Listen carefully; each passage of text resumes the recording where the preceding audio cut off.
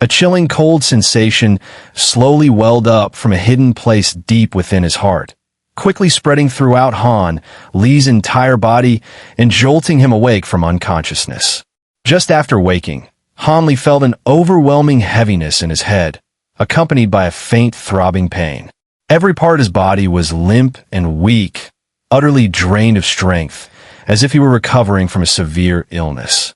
He tried hard to open his eyes, but his eyelids were unbearably heavy. He could not move them at all. In his groggy state, Han Li recalled everything that had happened before he lost consciousness. He shuddered violently, a cold chill running through him, and his mind immediately cleared a bit. He quickly began checking his own condition in detail. It seemed he had not been possessed. Although he still could not open his eyes, the uncomfortable sensations throughout his body clearly told him that his body had returned to his control. Could it be that Dr. Mo's spell failed? Han Li, struck by this unexpected joy, could only think of this most plausible explanation. Forcing down his excitement, Han Li patiently allowed himself to recover a bit of strength. Only then did he painstakingly pry open a thin slit of his eyelids to see the world outside. The moment he opened them, he saw a face full of white hair, gaunt, withered, and extremely aged. It was the elderly appearance of Dr. Mo, though he now looked even 10 years older than before, like the oldest of old men. At this moment, his eyes were wide open, staring at Han Li with an expression of terror. Han Li was startled. His entire body instantly tensed up, and the feeling of weakness was thrown far beyond the clouds. His first instinct was to strike first. After the previous lesson, Han Li would under no circumstances allow himself to be easily controlled again. But he quickly noticed something strange. The other party's expression was frozen, completely motionless, and there was no sound of breathing at all, as if he had already been dead for a long time. Han Li frowned, but he did not dare be careless. He still kept himself fully alert, staring intently at the other man's face, trying to find any flaw. After a full half-quarter of careful observation, Han Li had to admit that the man did not look like a living person at all. After some hesitation, he still cautiously approached, reaching out to grasp the other man's wrist while placing his other hand under his nostrils to test his breath. After a while, there was no reaction at all. Only then did Han Li finally relax. His heart became incomparably light, as the heavy stone that had long oppressed him was finally cast away. Even now, Han Li still found it hard to believe that his greatest enemy in his mind, that cunning and vicious Dr. Mo, had died just like that, silently and inexplicably, in such an effortless and unclear manner. He touched his forehead, where the so-called calming talisman had vanished without a trace. No one knew where it had gone. There was no sign of it nearby either. Han Li found this somewhat strange. Later, after he learned the art of talismans, he understood that the yellow talisman must have turned to ash after its magical power was exhausted, which was why he could not find it. With his mind relaxed, Han Li began scanning the surroundings beyond Dr. Mo's corpse, trying to find clues about his sudden death. The oil lamps and candles around the stone chamber were still burning, indicating that he had not been unconscious for very long. Not far away, the few pieces of green jade had turned dull and ashen, as if their quality had suddenly dropped several levels, becoming utterly unremarkable. Shifting his gaze, in a corner of the stone chamber, something was furtively hiding and desperately avoiding Han Li's line of sight. Han Li was not unfamiliar with this object. It was the enemy he had fought with in his dream before losing consciousness, the green light cluster that had escaped after being partially devoured. At this moment, it was frantically trying to burrow into the corner, as if terrified of Han Li and attempting to hide itself. At first, Han Li was slightly surprised, but then he thoughtfully rested his chin on one hand and lowered his head in contemplation. After a moment, Han Li stood up and walked toward the light cluster. When he was only half a zhang away, he stopped and slowly spoke. "I think we should get acquainted. You must be Yu Zitong." The green light sphere trembled slightly, its glow flickering unsteadily. Hearing Han Li call out its name, it dimmed for a moment before brightening again. "You figured out." As expected of Mo Juren's disciple, "You're just as troublesome and difficult to deal with," the light cluster said as if resigned to its fate, even speaking in human words. The accent was exactly that of the young man. It did not bother to argue and directly admitted Han Li's guess. "So, shouldn't you give me an explanation now? Tell me the whole story in detail," Han Li said calmly, without the slightest trace of anger upon hearing that the other party was one of those who had plotted against him. But after Yu Zitong saw his calm and unruffled demeanor, for some reason, a chill suddenly rose in his heart, an ominous premonition of impending disaster. In a recent divine sense battle, he had only just experienced how formidable this fiend was. Part of his essence spirit had been brutally devoured alive, and he had lost most of his magical power. The remaining power in his body was now only enough to perform a few minor illusion techniques, with no offensive capability whatsoever. Facing a real cultivator in this state, with no means of self-protection, he naturally felt an indescribable fear. What do you want to know? He knew the other party had just narrowly escaped death, and his emotions were likely extremely unstable, making him highly dangerous. Though he appeared calm on the surface, inside he might well be like a volcano on the verge of eruption, brewing intense rage. Now that he had already been discovered, the best course of action was to cooperate and avoid challenging the other's patience with words. He had no desire to be blindly destroyed by the other party's impulsive actions. "First, tell me exactly who you are. Then explain, in detail, how you came to know Dr. Mo and what your original plan was. I have plenty of time now, so I can listen slowly," Han Li said expressionlessly, as if wearing a mask, showing no trace of emotional fluctuation. "Ahem. To be honest, I am also a victim." As soon as he spoke, Yu Zitong tried to win Han Li's sympathy and distance himself as much as possible from his relationship with Dr. Mo. But seeing that Han Li remained unmoved, he had no choice but to continue. "I was originally a cultivator." Yu Zitong honestly recounted his background and the entire sequence of events in great detail. Of course, in his version, he portrayed himself as a pitiful victim forced into collusion by Dr. Mo. Pushing all responsibility onto the deceased, Dr. Mo, Han Li naturally did not fully believe his words. But by combining them with what Dr. Mo had previously revealed, he was still able to infer about 70 to 80% of the truth. After filtering out the possible falsehoods in Yu Zitong's account, Han Li gained a general understanding of the situation. In the stories Dr. Mo had once told him, everything prior to his being ambushed while searching for a way to restore his cultivation power was likely true. There had been no reason to deceive him about those parts. However, the claim that he had later found a mysterious ancient book in some secret place, from which he discovered a method to restore his power, was a fabricated lie. In reality, it was only because of Yu Zitong that Dr. Mo was able to recover, and also because of him that he became afflicted with a curse. It turned out that Yu Zitong had originally been a member of a so-called cultivator clan. He had cultivated the longevity art up to the 7th layer, achieving some degree of proficiency. However, due to limitations in his aptitude, he could not progress further and was unable to reach the requirement for formal foundation establishment. Without foundation establishment, a cultivator could not truly be considered part of the cultivation world, nor could he officially step into the cultivation world. Thus, Yu Zitong had no choice but to leave his secluded residence and enter the mortal world for training, hoping to break through his bottleneck in mental state. Of course, if possible, he also hoped to find rare medicinal materials to bring back and refine into spirit pills. But he knew the chances were extremely slim.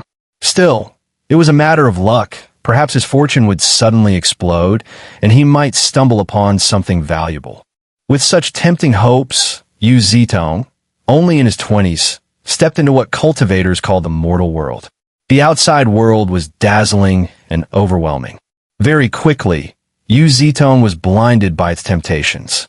His mental state was never very stable to begin with, and within a few years he completely degenerated, becoming a guest of honor in a powerful noble household, indulging in worldly luxury and splendor.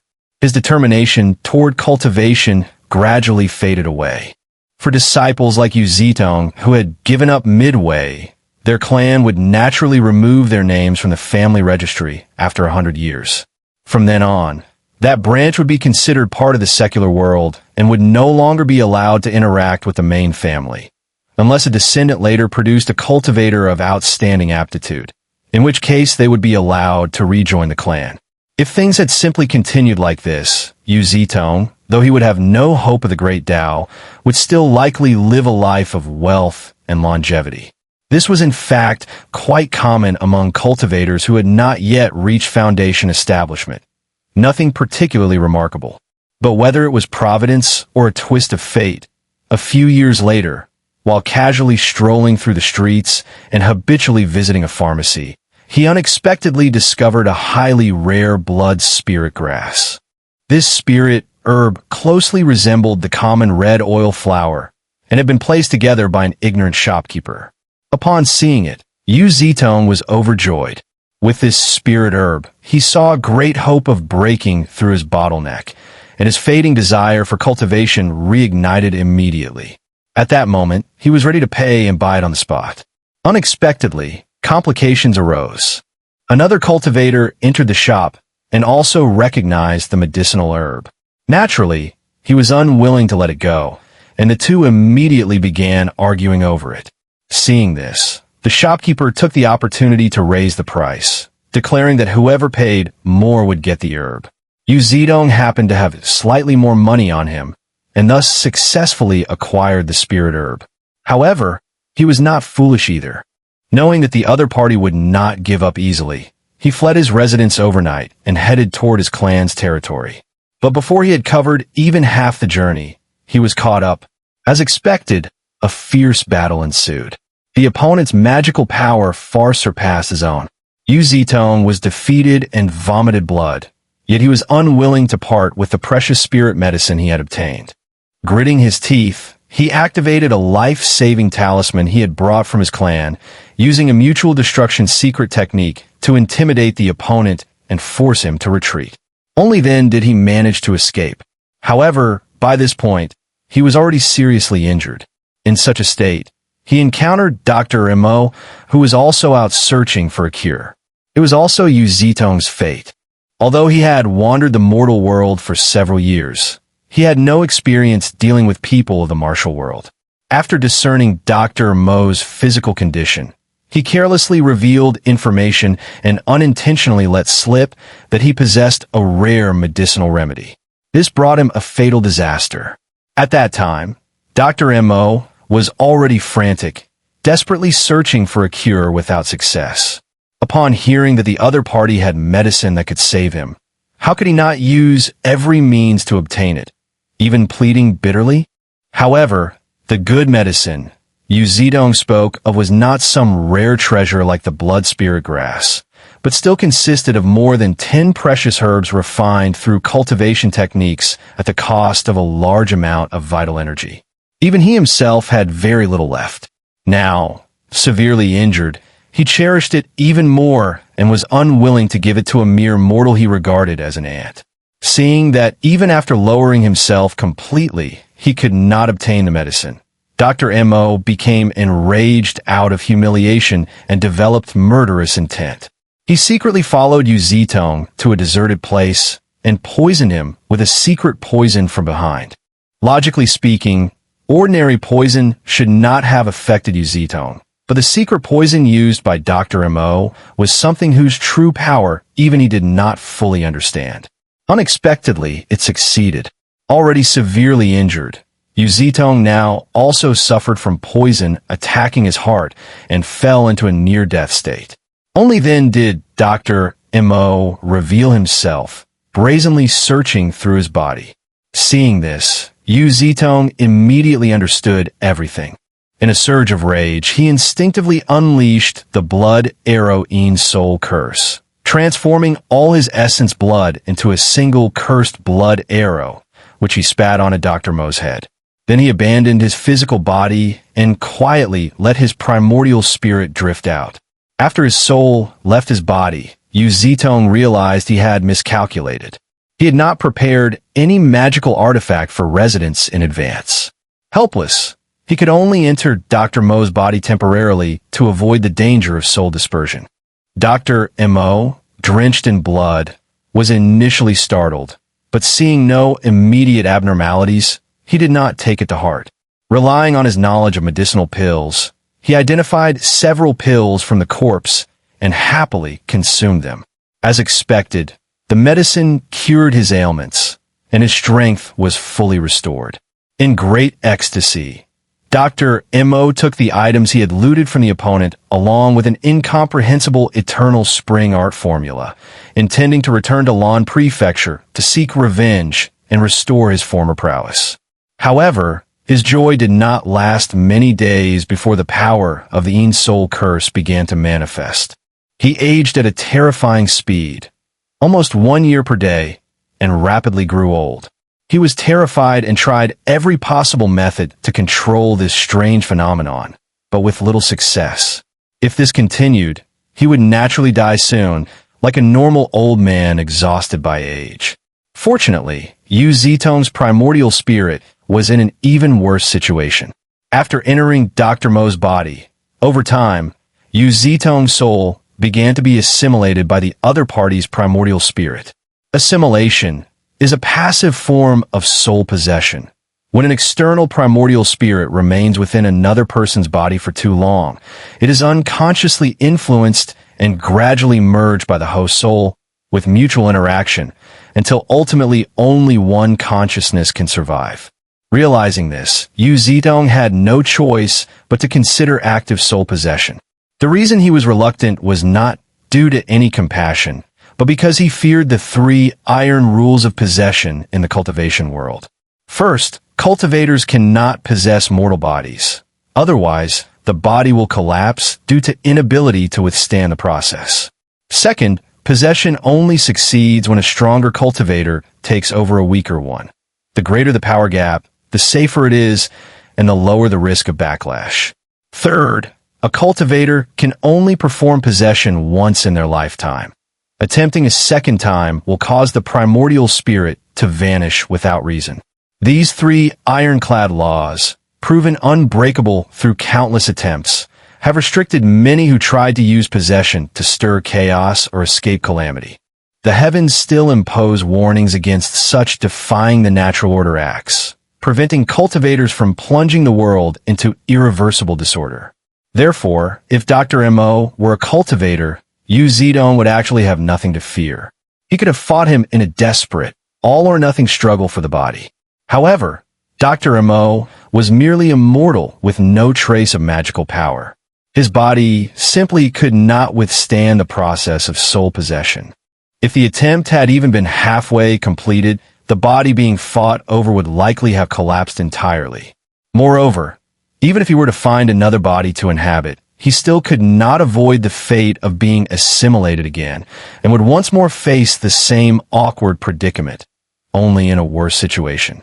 This was because each time his essence spirit left and re-entered a body, his magical power would rapidly diminish.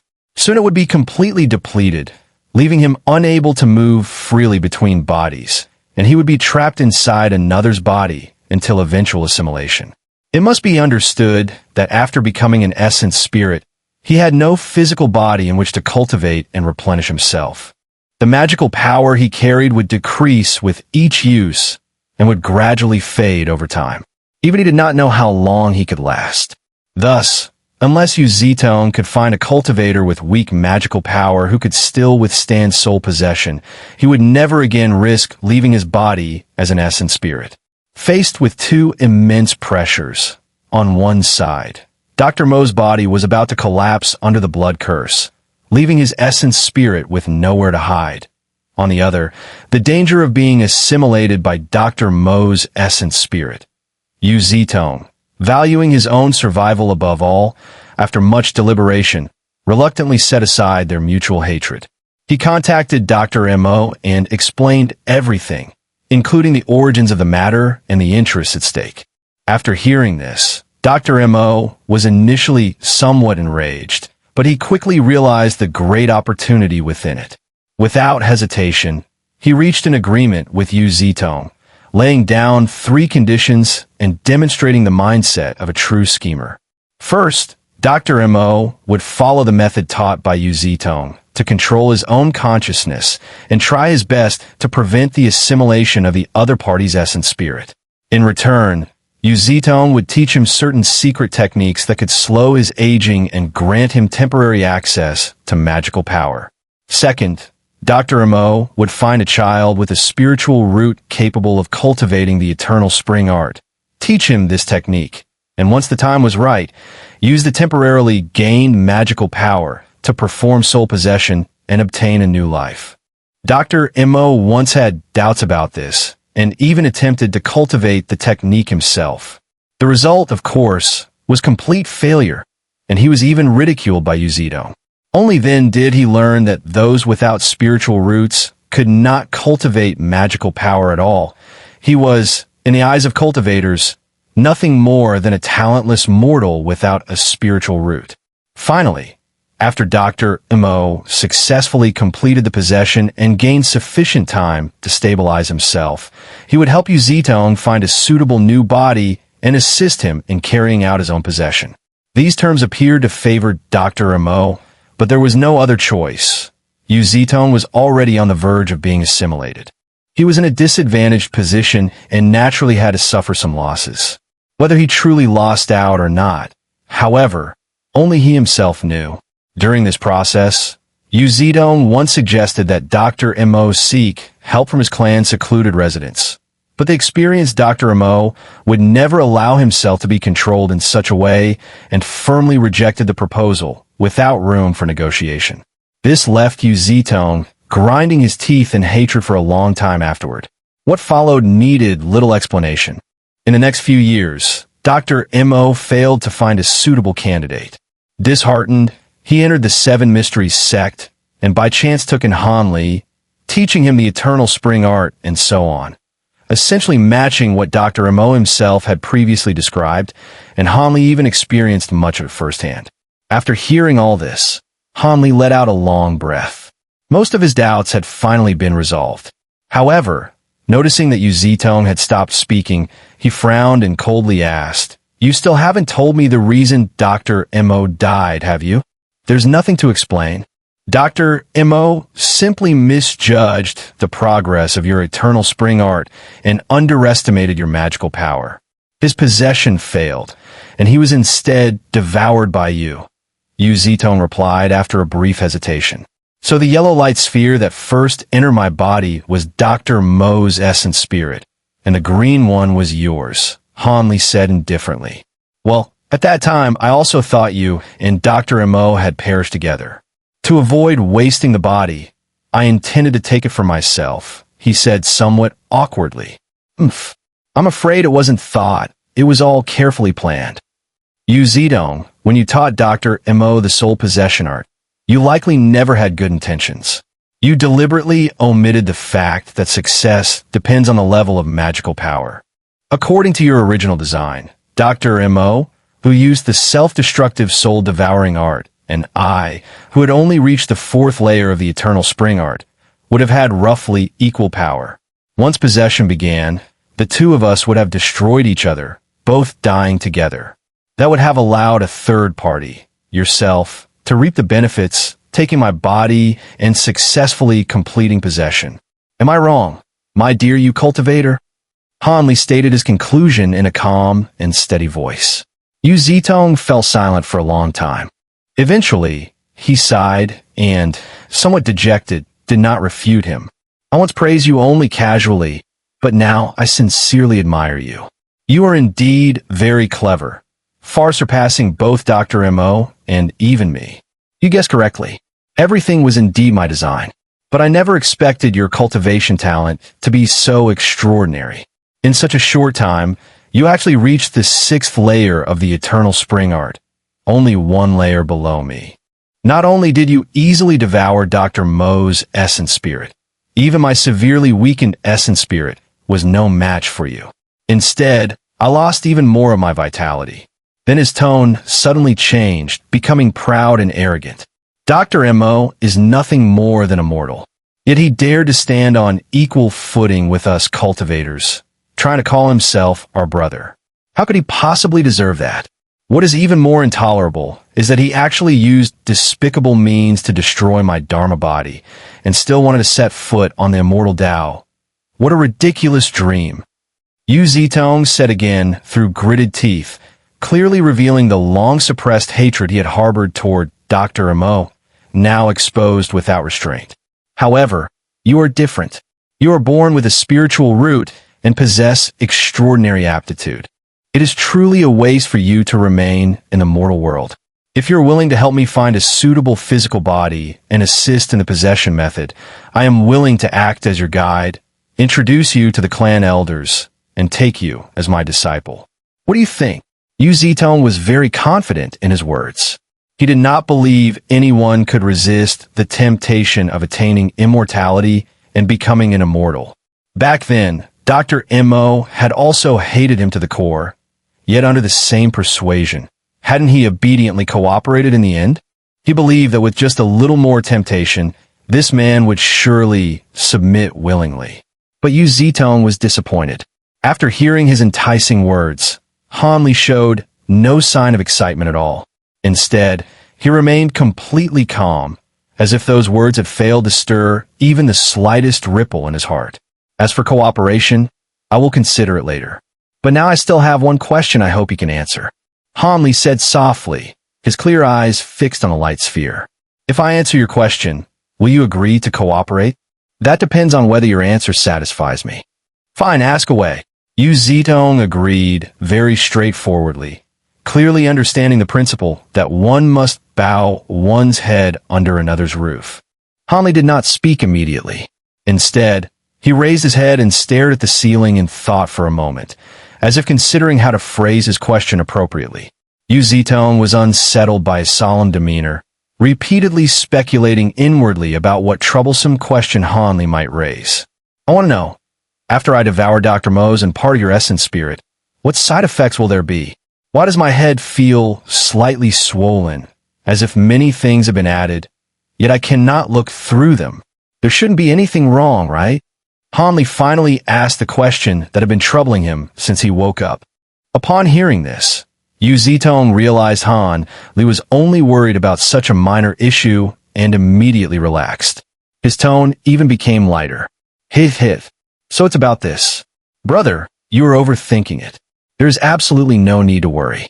The things stuffed into your mind will gradually dissipate on their own within 1 or 2 years. You don't need to concern yourself with them at all. So you're saying that devouring them was completely pointless? I won't be able to retain anything at all? I don't quite believe that. Hanli glanced at him with a doubtful expression, faintly showing distrust. To say that nothing can be retained wouldn't be entirely accurate. But what can be retained is indeed very little. Yu Zitong hurriedly explained, afraid of causing any misunderstanding. The memories, experiences, emotions contained within are absolutely untouchable. If forcibly absorbed, at best one becomes an idiot or suffers a split personality. At worst, one's spirit explodes from overload and the brain is destroyed. The essence spirit is the most delicate thing there is. How could it possibly be casually fused with anything else? It is fine to temporarily store another person's essence spirit in your mind after devouring it, but turning it into your own power is pure fantasy. Otherwise, with just one possession, one could instantly obtain the other party's experience, memories, and cultivation methods. Wouldn't the world fall into chaos? Who would still cultivate diligently, comprehend realms or mental methods? As soon as one possessed another, everything would be gained at once. As for the devoured essence spirit, the only usable part is a tiny trace of its primordial force that can slightly strengthen one's own essence spirit, but only marginally. Moreover, that power dissipates the fastest. Within a few days, it will be completely lost and cannot be used again. While listening to Yu Zitong's explanation, Hanli finally let go of the last trace of worry in his heart. He could tell the other party was not lying. At this moment, Yu Zitong was likely thinking about cooperating with him, just as he had with Dr. Mo, and naturally would not deceive him on something that could be verified so quickly. After finishing his final sentence, Yu Zitong saw Han Li nod, apparently believing his words. He could not help but feel a surge of joy. The light sphere formed from his essence spirit even seemed to brighten slightly. He eagerly asked, "Brother Han, it seems you are quite satisfied with my explanation. Shall we now discuss our cooperation?" "Of course. To be able to cooperate with a cultivator is something I could hardly ask for more." Han Li suddenly broke into a bright smile, his white teeth flashing with a sincerity that seemed utterly genuine. "Really?" Yu Zitong became excited, not expecting the other party to agree before he had even fully persuaded him, and quickly sought confirmation. "Of course," Han Li replied promptly and crisply. Then, smiling, he took out something from his chest and said in a friendly tone to Yu Zitong, "Since we are already partners, before we discuss the details, you wouldn't refuse to cooperate with me in conducting a little experiment, would you?" "An experiment?" Yu Zitong was stunned. He looked at the cylindrical tube in the other party's hand and found it strangely familiar, as if he had seen it somewhere before. A faint sense of foreboding arose in his heart. "That's right, a poison testing experiment." Before Han Li even finished speaking, his thumb moved on the tube. Immediately, a thick black liquid sprayed out, carrying a nauseating stench of decay, shooting straight toward the target opposite. "Ah!" A miserable scream erupted from the light cluster. Yu Zitong's essence spirit was splashed head-on by the black liquid. The green glow around it dimmed significantly in an instant. It was clear he had suffered a heavy blow. You actually poisoned me," and launched a sneak attack. Yu Zitong screamed at the top of his lungs, as if still unable to accept what had just happened. Han Li ignored his fury. He reached up and grabbed the belt buckle above his abdomen, and with a shing, pulled out a gleaming sword from the hidden layer of his belt. The sword was about a finger's width, roughly a foot and a half long, and its entire body was extremely flexible. It was a rare jade belt short sword. This item was the last short sword Han Li had commissioned at great expense from a blacksmith, and also the most expensive one. However, since he was not skilled with such weapons, he had never taken it out for use. Unexpectedly, it was now put to use. Holding this blade that had always been hidden on his person, yet had almost never had a chance to see action, Han Li's expression turned exceedingly dark, all trace of his earlier smile gone. He cast a look of disgust at the still, faintly trembling essence spirit, and without another word, he dashed forward in a flying step, hacking down toward the light cluster as if wielding a wood-cutting knife, completely treating the flexible sword like a common axe.